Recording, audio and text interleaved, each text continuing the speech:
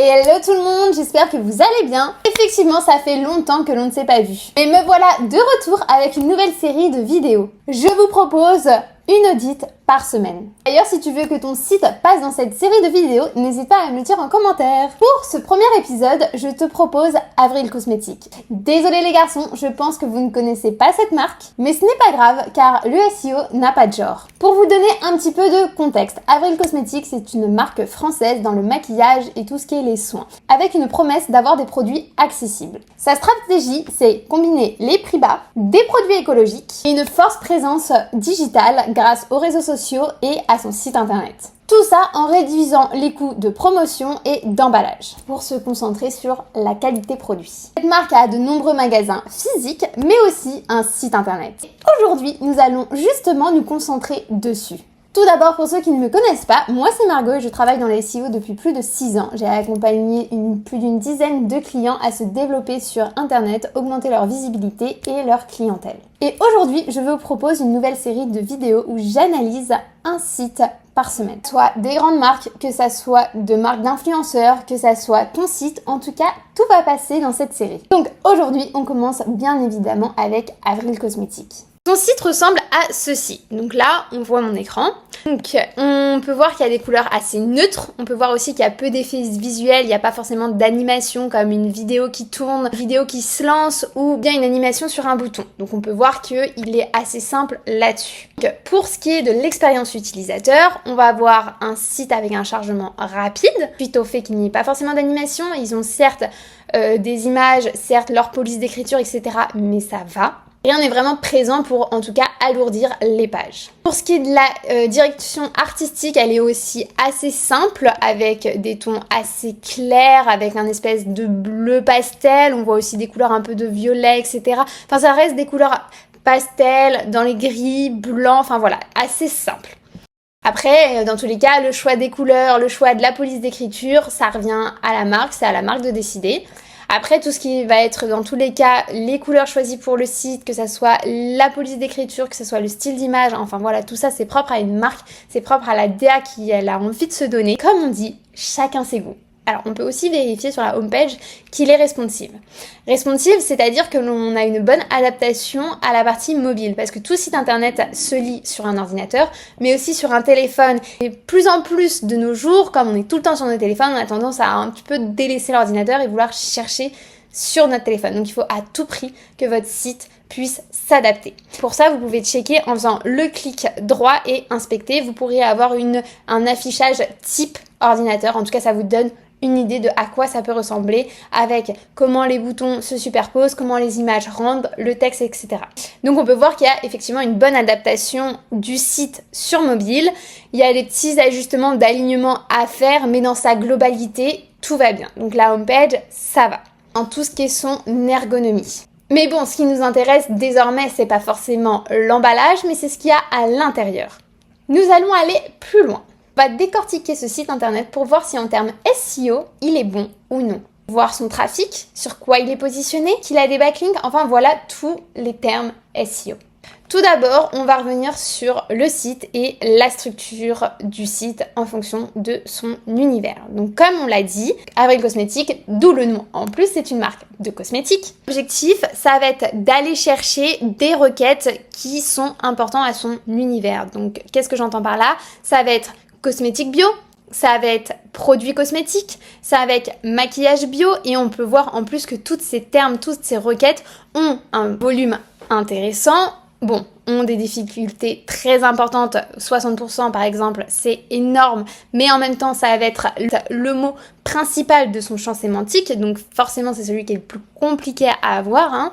Mais on peut voir qu'il y a du trafic, il y a un intérêt commercial à ça et informationnel, et c'est un site e-commerce, donc l'intérêt et l'intention de recherche de chaque mot est très important à prendre en compte. Là on est un site e-commerce, donc ça va être tout ce qui va être des requêtes commerciales et transactionnelles. Si on était sur un site plutôt dédié au blog ou même sur la partie blog, on irait chercher beaucoup plus des requêtes informationnelles parce que c'est le but. Les gens, quand ils vont chercher ces mots, ils veulent être informés, donc à travers des blogs, donc à travers un forum, enfin voilà.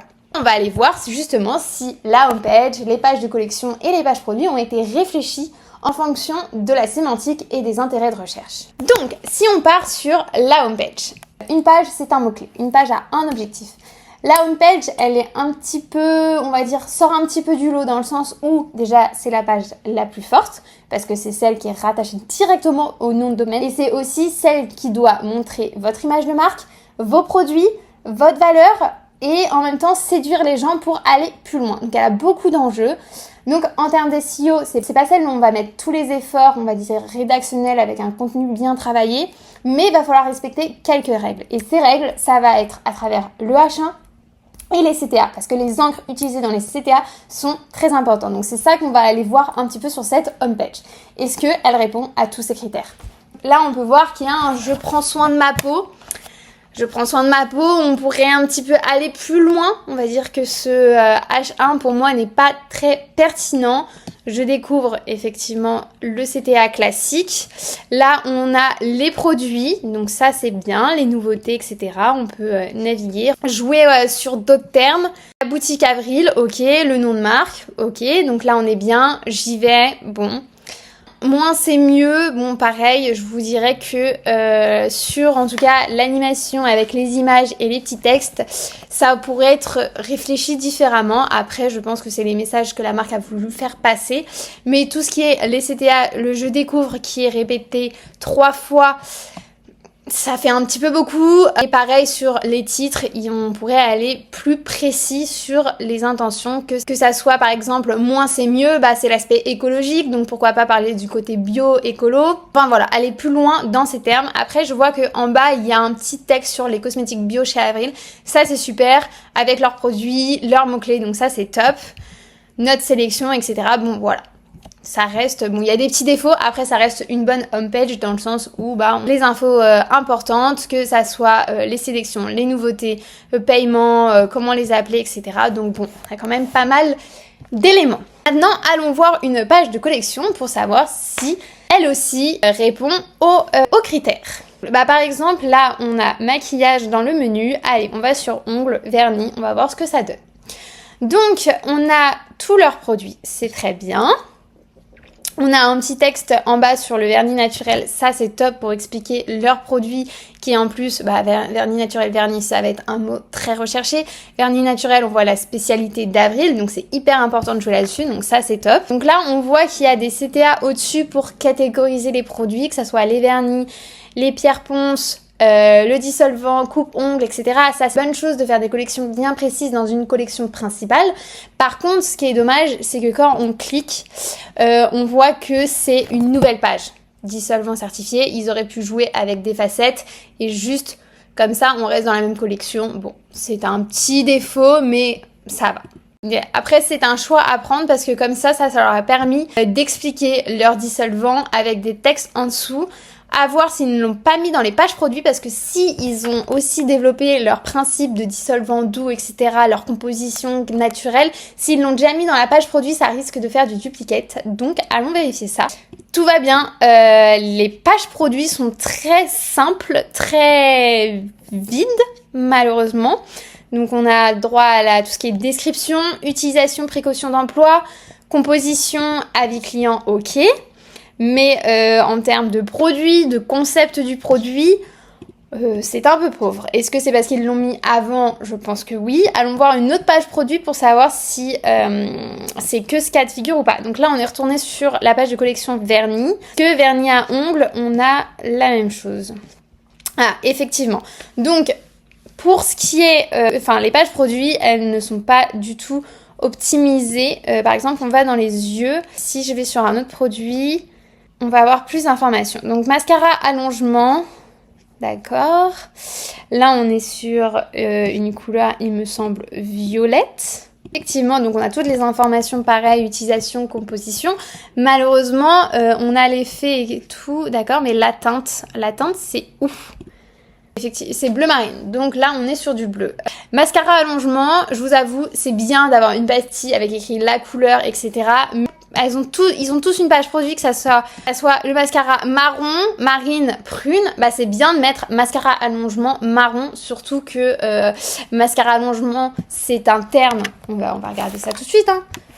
Allongeant, c'est un terme commercial, donc ça c'est super de l'avoir sélectionné pour les pages produits. 390 et 19 de difficulté, donc assez simple, assez facile à aller chercher, mais du coup autant pas avoir toutes les mêmes pages qui ont le même nom produit. En fait, là, l'idéal serait été mettre mascara, allongeant, marron et écrire toutes les spécificités, parce que du coup, s'ils mettent du contenu en dessous, qu'ils n'en mettent pas. S'ils avaient mis du contenu en dessous pour expliquer le concept du mascara allongeant, ils auraient pu décliner sur toutes les variantes avec la couleur, donc que ce soit marine, marron, noir, et jouer sur les maquillages par exemple qu'ils peuvent faire et associer à quel type d'autres produits. Par exemple, le mascara marron, il va super bien avec le crayon bleu. Et voilà, et vraiment faire en plus des upsells, etc. Donc voilà, les pages produits méritent d'être retravaillées à mon sens. On est allé sur les pages de collection, sur les pages produits, c'est vrai, mais chaque page, comme on l'a dit, a un intérêt. Et on a oublié de checker sur la homepage si tout ce qui était considéré comme la métadonnée était bien fait. Donc qu'est-ce que j'entends par la métadonnée ? La métadonnée, c'est quand on va sur Google, c'est exactement ce qui est écrit là, donc c'est-à-dire le titre et la métadescription. Donc là, vous devez mettre des éléments importants, donc c'est-à-dire rajouter les mots-clés que vous essayez de cibler avec cette page, ou si c'est votre homepage, en tout cas l'histoire de votre marque et une ou deux requêtes hyper importantes. Souvent, il y a les avis et tout, enfin voilà, c'est ce qui apparaît sur Google. Donc ça, c'est hyper important. Il y a des règles strictes à travers Google, c'est-à-dire qu'il y a un nombre de caractères défini et juste, il faut respecter cela pour le titre, la métadescription. Donc, on va aller checker ça, que ce soit pour la home, la page de collection et les pages produits. Enfin, on va prendre qu'une page produit. Ce qui est de la home, je vous avoue, pour le titre, on est bon. Par contre, pour ce qui est de la description, il y en a trop. 217 caractères et en fait, on le voit rien que quand on va sur Google. Comme vous pouvez le voir, en fait, là, vous voyez qu'il y a 3 petits points. Et les 3 petits points, ça montre que c'est trop long et que Google ne peut pas l'afficher. Et en fait, c'est dommage parce que le corps, les cheveux, dents... On n'a pas la suite, c'est un peu déceptif. Donc les gens ont tendance à soit partir, soit bien sûr cliquer si vous êtes un grand nom. Donc là, avril, les gens vont y aller. Mais si vous êtes un site moins connu, une nouvelle marque, etc., faut faire attention à ce genre de choses. Donc là, déjà, un autre point à améliorer, faites attention aux métadonnées. Comme vous pouvez voir, la page de collection, ça va pas non plus. Il y a 3 petits points et les pages produits, c'est pareil. Donc malheureusement, avril, faut faire attention à vos métadonnées.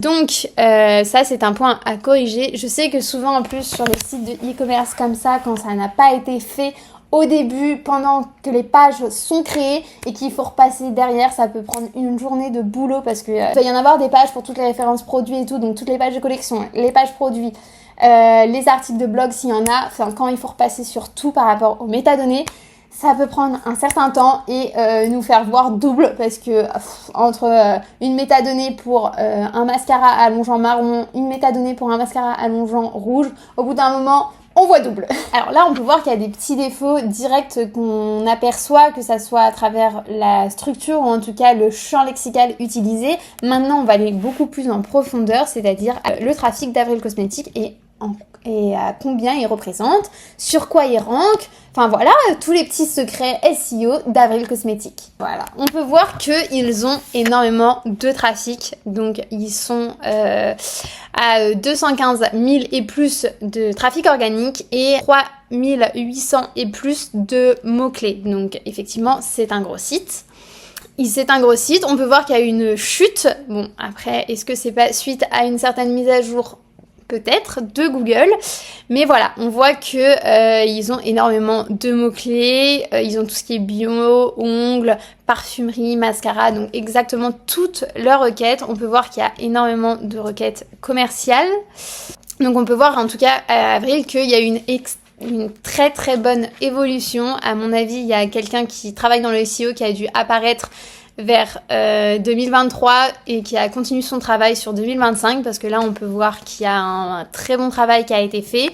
On peut voir les proportions entre ce qui est commercial, transactionnel et informationnel, donc on peut voir que 48% du contenu est informationnel et le reste commercial ou transactionnel, et ça c'est super pour un site e-commerce.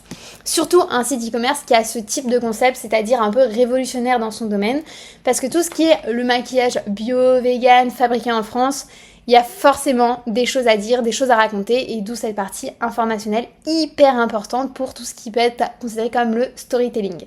Ils doivent avoir un blog. Allons trouver le blog. Là, vous voyez, je ne vois pas de blog sur le site. Non, ils ont aucun blog, donc ils pourraient ajouter, surtout qu'ils ont énormément de qualité dans ce qui est la qualité Avril, leurs produits, leurs fournisseurs à en parler, leur image de marque, toutes leurs boutiques, en plus pour aider à positionner par rapport au local de chaque boutique. Enfin voilà, il y a des petits axes d'amélioration s'ils veulent aller encore plus loin et être partout premier. A été réfléchi, structuré et mis en place pour un site e-commerce à répondre aux enjeux des mots-clés, des intentions de recherche, etc. Ils peuvent s'améliorer ou en tout cas aller plus loin et davantage creuser avec la concurrence parce qu'ils restent premiers pour le moment. Ils ont dû travailler le backlink et ça, on y revient juste après. C'est un autre pilier du SEO très important.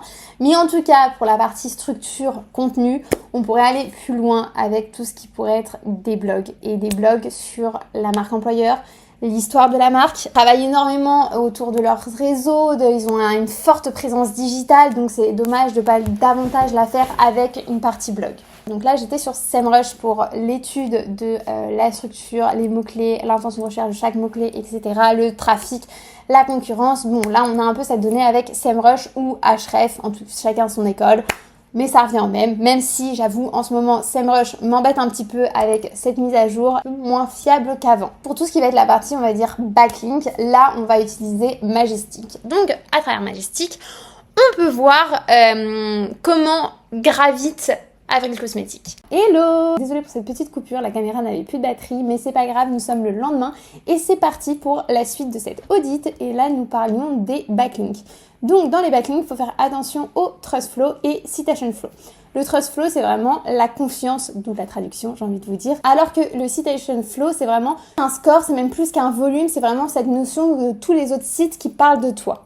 Donc c'est important d'avoir un bon Trust Flow et un bon Citation Flow. C'est normal qu'il y ait un écart de près de 20 points entre les deux. Ça montre qu'il y a un problème de confiance à travers les liens qui ont été choisis, puisque on peut voir qu'il y a 43 Citation Flow, donc c'est-à-dire qu'il y a quand même une stratégie backlink qui a été instaurée, mais on est à 26 de Trust Flow. Donc là, c'est-à-dire qu'il y a vraiment un sujet sur la nature des backlinks. Donc c'est justement grâce à Majestic, un outil qui va nous permettre d'identifier et de voir les liens qui pointent vers Avril et voir si justement c'est des bons liens, des mauvais liens. Vu que là on est dans tout ce qui peut être le cosmétique, la beauté, etc., on peut avoir des sites très connus qui sont bons à avoir comme par exemple Marie-Claire ou Elle, etc. Donc si ce type de magazine parle de toi, ça va augmenter le Trust Flow et Citation Flow parce que c'est des bons sites et des sites dans ta thématique et des sites qui ont du poids. Donc là, on va voir quels sites pointent sur Avril. On peut voir que c'est des sites qu'on ne connaît pas forcément, qui ont eux-mêmes un Trust Flow assez faible et un Citation Flow aussi assez faible. Donc ce qui explique le score de Avril. Mais bon, voilà. C'est pas grave parce que ça montre qu'il y a quelque chose à faire. Donc là, dans cette partie backlink, je recommanderais à aller chercher des sites qui ont beaucoup de poids dans la notion des cosmétiques. Ils peuvent aller chercher des magazines type Elle, Marie-Claire, enfin voilà, des noms connus et reconnus, et des noms qui auront beaucoup plus de poids dans leur niche et leur permettraient d'augmenter leur Trust Flow et Citation Flow, donc que du bénéfice pour eux. Il y a toujours quelque chose à faire en SEO et on voit bien que ça soit à travers du contenu, que ça soit à travers le maillage, la structure, que ça soit à travers les backlinks, il y aura toujours quelque chose à travailler. Si on fait notre résumé sur Avril Cosmétiques et ce qui a été dit, Avril Cosmétiques est un bon site. On va pas se mentir, il y a des petits couacs comme le fait qu'il n'y a pas de H1, le fait que les CTA sont tous les mêmes, que les pages produits sont assez faibles qu'on pourrait compléter et le fait qu'il n'y ait pas de blog. Après, il y a eu toute une structure par rapport aux badges de collection qui ont été très bien travaillées. Les données structurées, il faut faire attention, que ça soit la home, que ça soit les collections, que ça soit les pages produits, ça, attention, vraiment très très important. Et surtout, les backlinks. Oui, il y a quelque chose qui a été fait parce que nous ne partons pas d'un zéro, mais voilà, aller chercher des backlinks un peu plus pertinents dans sa niche fera du bien à Avril Cosmétiques. Même si on reste sur un site qui a une très belle marque, qui a un très beau volume déjà actuel, mais c'est juste pour aller un petit peu plus loin. J'espère que cette vidéo t'a plu. J'espère que cette vidéo t'a plu. Si toi aussi tu as envie de passer dans ces audits de sites, n'hésite pas à m'envoyer un message sur Instagram. En tout cas, moi je te fais des bisous pour une prochaine vidéo SEO.